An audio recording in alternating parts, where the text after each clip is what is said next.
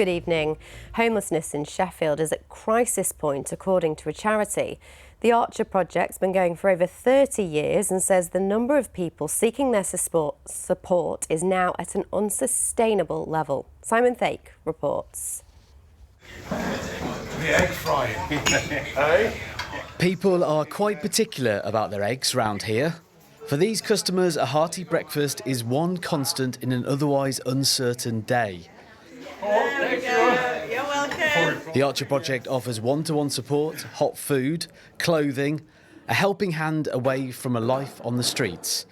But the demand for their service has never been greater. Numbers have gone through the roof, really. So if you've got 60 people a day, 70 people a day coming through the door, you can maintain those relationships, you can build relationships. If you've got 120 people a day coming through the door, it's much more difficult to keep those relationships or even build relationships, because all you're doing is managing space. Those close relationships forged with clients have shown a route away from homelessness to people like Lucy, who now works in the laundry. She's just found her own home. It is a massive relief, it's great, and not only that, it is a bit nerve-wracking at first because I've been on the streets on and off since the age of 21. The guys are lovely, they've helped me get things from my property, they've helped me get on courses. Having this job's just buzzing anyway. Sheffield Council say they've seen an unprecedented surge in homelessness over the past couple of years, and that's meant a huge drain on their budget. In fact, next year they need to find £12.6 million in order to house all the people that need it into temporary accommodation. Homelessness in Sheffield is at a crisis point, as it is across the country. Yeah, we've not seen it before, and it's this combination of increasing house prices, the cost of living, many years of austerity, and a lot of support services having been dismantled. Whilst caring for clients will always be the priority, at tough times looking after employees is also vital. Ever since I've worked here, we've been a 5-day service. At the moment, we close after breakfast on Wednesdays because we need to give our staff that break. So the pressures are really significant. You know, people who are hoping to do preventive work are doing management work, crisis management work.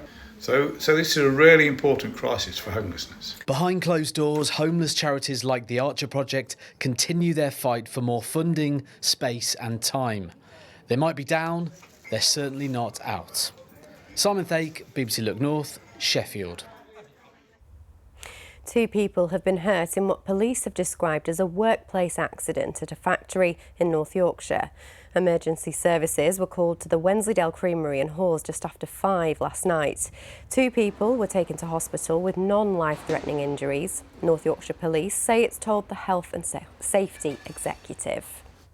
Now, the weather's getting a little more autumnal and the nights are getting darker, so that means...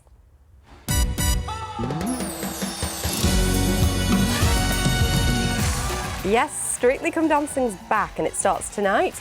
It's a diverse lineup with a deaf contestant who's from North Yorkshire.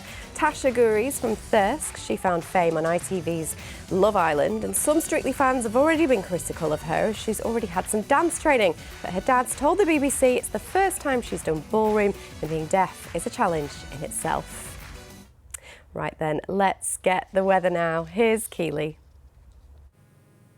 Hello there, good evening. After a fine day, we've got some pleasant conditions out there, broken cloud, some clear spells, but overnight we will see cloud thickening from the north and we'll start to see some rain just edging onto the Pennines, the Dales and the Peak District. Some breaks in that cloud cover further east and temperatures falling back to around 11 or 12 degrees. So tomorrow we've got this decaying front. It'll bring quite a bit of cloud, some outbreaks of rain, not as much further east with some heavier spells perhaps across the hills. And I certainly think through the afternoon there'll be quite a bit of cloud around. We might tomorrow evening start to see some of those breaks developing across our part of the world. Temperatures tomorrow 17 or 18 degrees. High pressure dominates next week. A lot of fine and dry weather to come. Thanks very much, Keely. Well, if you're a Strictly fan, you can catch it tonight on BBC One at 7:20. But we're back tomorrow at 7:10. We'll see you then.